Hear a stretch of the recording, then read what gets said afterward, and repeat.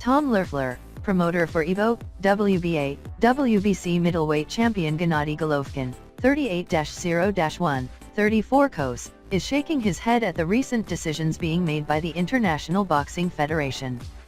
The sanctioning body was pressing Golovkin to make a mandatory defense against Sergey Derevyanchenko.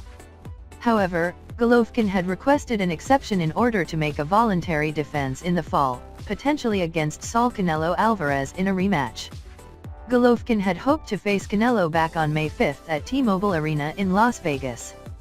But the fight fell out after Canelo tested positive for the banned substance clenbuterol, and then he was suspended for 6 months by the Nevada State Athletic Commission. With Canelo out of the mix, Loeffler began discussions with several boxers to replace the Mexican superstar for a voluntary defense.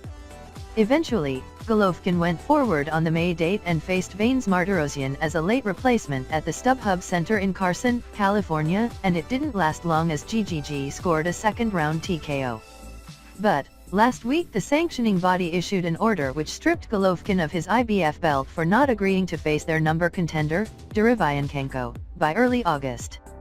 Now the organization has mandated a fight between Derevyanchenko and Daniel Jacobs, who are both on board with fighting each other.